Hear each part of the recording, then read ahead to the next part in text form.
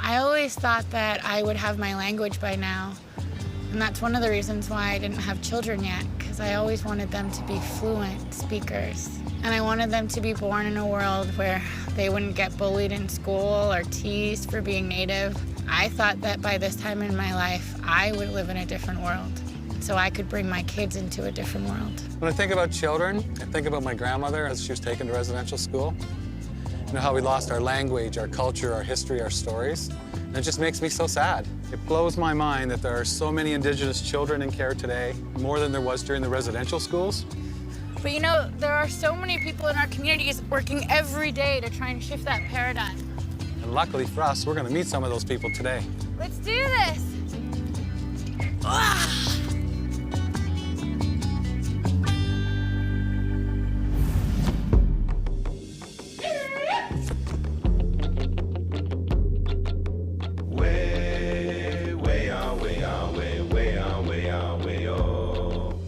My name is Kris and Sarain.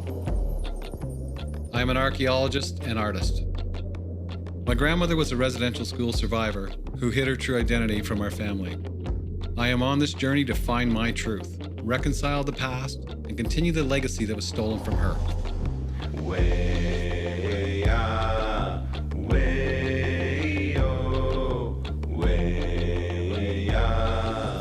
I'm Sarain Fox.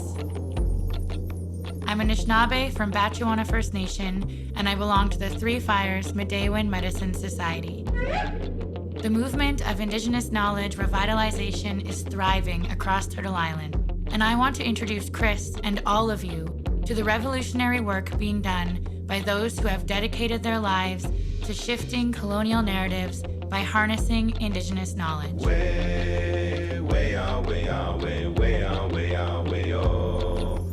We are the future our ancestors dreamed of. Our prophecies tell us that the time is now to reclaim, rematriate, and revitalize the knowledge intended for us. This is future history.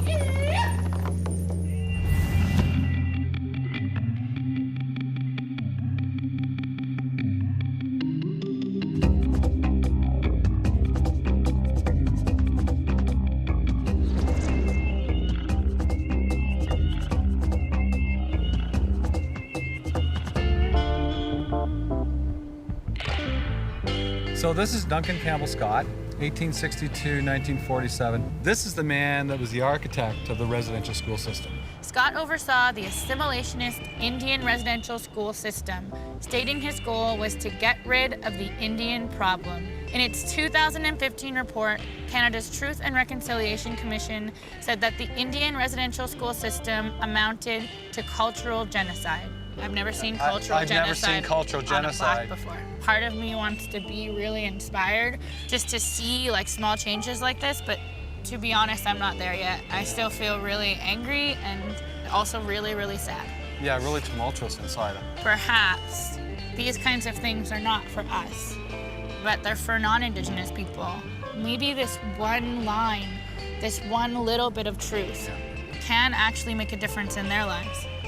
Let's see what Cindy Blackstock has to say about all of this.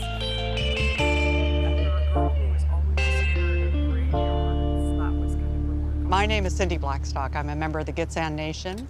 I am the Executive Director of the First Nations Child and Family Caring Society, and I'm a professor at McGill University.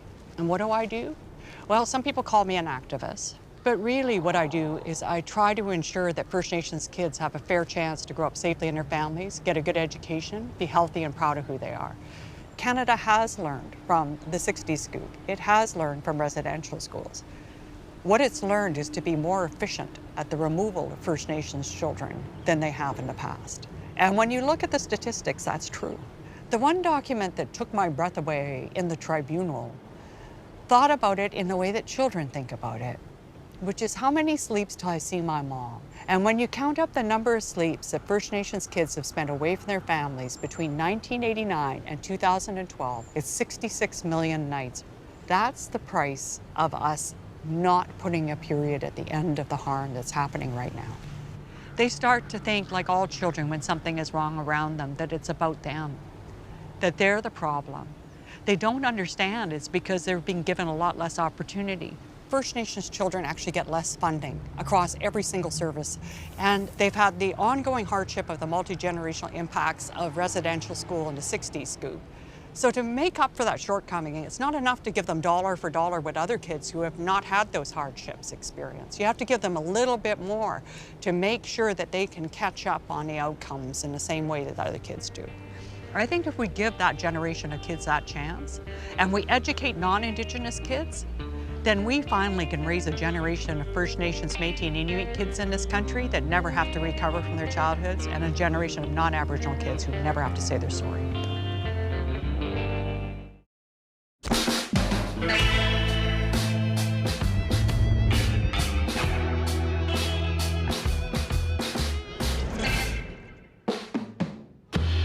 This is the Mohawk Institute, and it's the oldest residential school in Canada. They've decided to preserve the school and to completely restore the building so that it doesn't crumble into the ground. You can't talk about children with an Indigenous person without talking about all of the stolen generations. And I always feel like these buildings, they define us. And I understand wanting to eliminate that history, but think it's really important to keep so that for generations to come, the people who did this to us, they don't forget.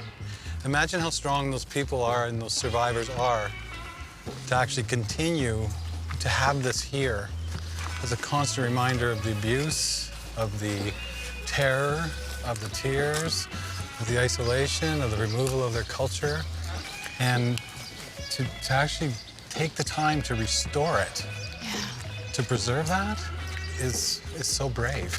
That's why we're so lucky to be able to meet Roberta, because she is one of the students who actually went to school here. Yeah. Hi, how are you? Nice to meet you. Thanks for having us. Wow. Awesome building. Yeah. Pretty horrific building, actually. It's historic, but not a good history. And you went to this school? Oh, yeah. 1957, I was 6. I mean, when you were here, how many children were in the school? Probably close to 180. And you had 180. contact or no? Not between the boys and the girls, Okay. and that's the one thing that I do remember is that when you walked in here and you went up the steps, that would be the last time that you were actually able to have any contact with brothers and sisters. Wow. Boys and girls did not mix. Seems to be okay if the minister molested you, but your sisters and brothers you couldn't talk to. What was your experience like here? Not very good. Sexually abused by the minister. So it was really, I would say psychologically, emotionally, very, very hard. All of this horrific stuff that was going on, guess what? You took it with you. And you really think you're going to get healthy adults out of this? No way. The sexual abuse that started in these schools has not stopped in our communities because the #1 reaction to sexual abuse is to abuse. And I think that that is now rampant in our communities because there was no real learning about how to, A, cope with that, or... Who told them it was wrong? Yeah. If that's what you learn as a child and nobody's saying anything different over there and you keep getting abused year after year, what do you think? It's normal behavior. You come out, you're going to carry on that behavior. And that's what we're dealing with now, is all that fallout, all that sexual abuse, the high drugs, you know, the alcohol, whatever, the violence for sure. And isn't it interesting that those are the things that the non-Indigenous community targets us with? And Yes. what is the root cause of all of that stigma that they cast upon us? This thing that they created. And that's what people are beginning to understand now. I think there's a lot of people that are opening up their minds and listening, and they're shaking their heads. How could this happen in Canada? I see some people responding to the residential school system, and they say, well, you know, at the same time, it was a good thing. There wasn't anything good about this school, and it really wasn't. It wasn't really here to educate. If you look at the government's history and their documents, they had one agenda: is to separate children from families, communities, right? Yep. Assimilate, genocide to me. It bothers me that they call it a school. It's an institution. It would be more like a little children's prison if you want to know the truth. We're hearing all of the construction machines behind us, and I keep thinking in the back of my mind, I'm going to turn around and see somebody start bulldozing it, especially the way you're talking about it. We thought of it, and the survey said no, but you know what? It is evidence. We can say we were here. This is proof.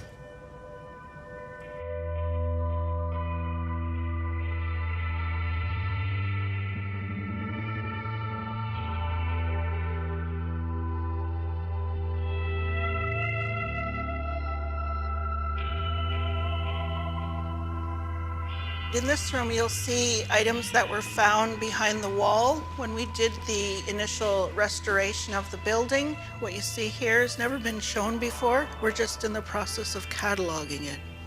Dear John, I am writing a few lines to let you know that I am well, and how are you feeling? And these letters never got out. No. So if someone was going home or they knew someone was visiting, I think that's how they would try and get these letters out, and it was contraband, right? Like, just like a prison. Comic books, this one is kind of sad because you can tell how many times they tried to use whatever tape, make the tape last as long as they could, just to hold that binding together. A lot of food items found that we know they were going, especially the boys, over to the dump. Like, it's hard to believe that people wouldn't feed children. Cigarettes, eh? Oh, yes. Yes, some things are always the same with contraband. Yeah. Toys were very relished here. Oh, that's a mask. So you hold it up? Sure. I remember those. And I think you heard that one of our staff members has done art therapy. So that tells you something, the way it's colored. Like, it doesn't look like a very happy child.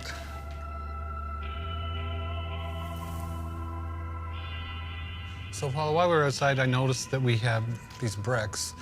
And I also noticed that on the school, when I looked, I could see the names of all the children that had signed the bricks.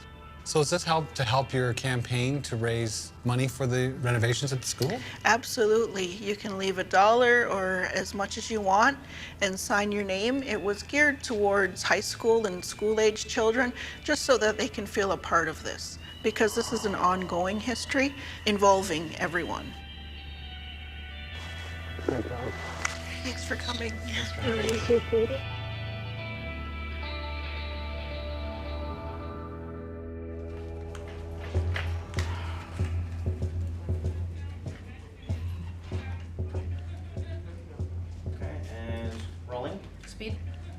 Tanse Tessa Denami Nistiga Sun Papixis Rutinida. My name is Tessa Denami. I'm from Papixis First Nation in Saskatchewan. I currently live in Regina, Saskatchewan.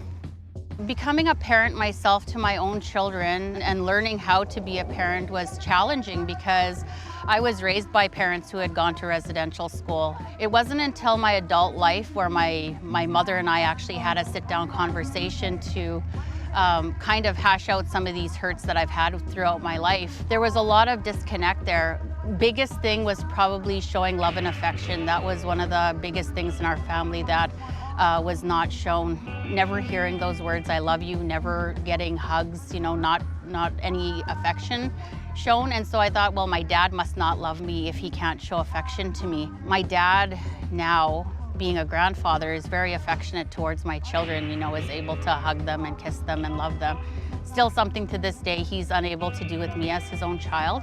But yet it showed me that if he's so able to be so loving and affectionate towards my children, then he must love me. Although I don't get that from him, I don't need it at this point anymore. I think every child wants that from their parents, but I see it through my children, and so if that's what I am given in this life to see as love and affection from him, then I'll take it.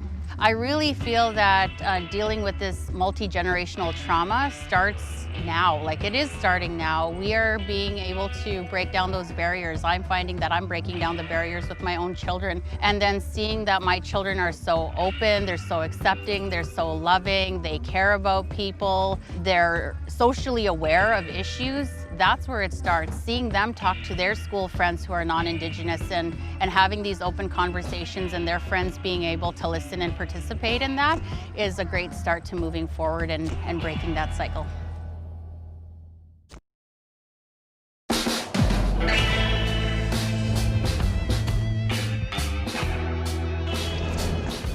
article I found from the Globe and Mail, and I'm going to read it to you, okay?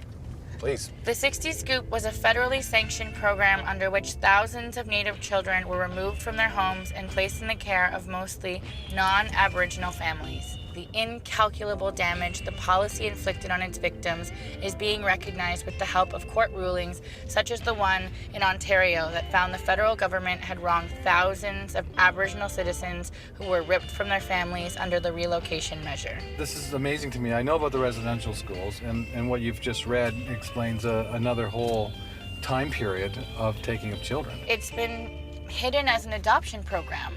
So they didn't know their children were taken. No, they thought they were put up for adoption, but they were stolen. Everyone should know this. It's just, and where we're going now to see Nina. Yeah, Nina is a survivor of the 60s Scoop. Hey! Honey, bonjour! It was a long journey to find out where I came from. I grew up in a non-native home, having been adopted.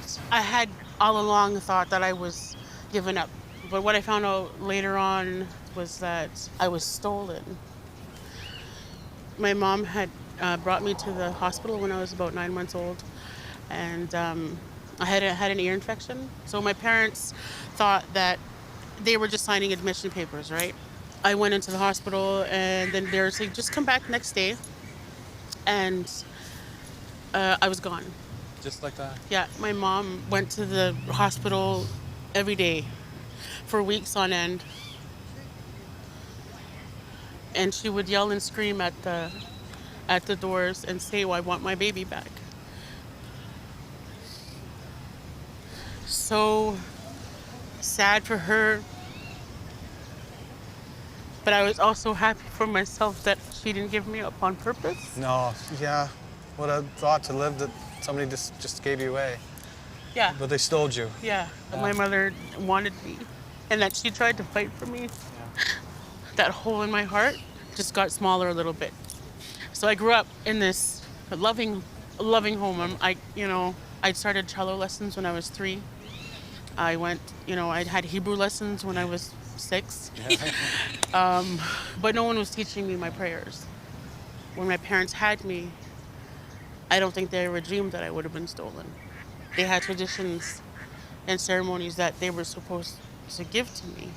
And so when I found out that I was stolen, I got angry. I got furious, to be honest, because the intention of the Canadian government, of those that were in power, was to eradicate us. And I just thought of all the years that I lost with my birth family. When my family, my Delta family, my mom and dad, found out, they were very shocked. But the minute I told them that I wanted to find my family, they were 100% behind me. In '96, I found my birth father. So my dad was going through my pictures with my father, and my father had a hard time, obviously. But you know what he told my dad? He said, "Thank you for taking care of my girl." Because I couldn't. I never met my mother. She passed away in '89, homeless on the streets in Yellowknife. And I don't think she would have panhandled had she had us. In my mind, and as a mother, I can't even imagine how heartbroken she was. So I understand how she came there, you know. I want to know how you go from finding all of this out and being so angry and then being willing to pick up the pieces. The first person that I met was a Native woman that I met at the Friendship Center in Montreal. You know, I had never seen another Native woman. I opened the door and she was sitting there, like right in front of me. And she just turned. She gave me the biggest smile. And that was it. And I just started crying. Here is this woman who could possibly be my aunt, who can possibly teach me anything and everything that my aunt or my mom would have taught me. And she healed me. She had to do nothing except be. And then from then on, I was a sponge. What I've learned on this journey is all of that sadness, I try to turn into joy, and I channel that into my kids. Because not only did I lose out, but my kids lost out. My natural way is to teach, to undo what the government wanted to do.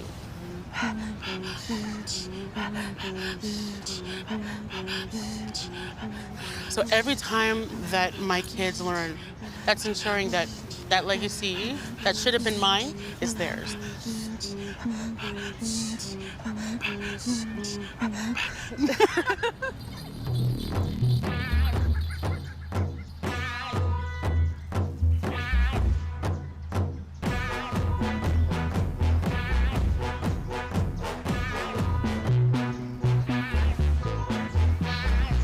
For so many of us Indigenous people, these schools represent incredible loss and incredible pain.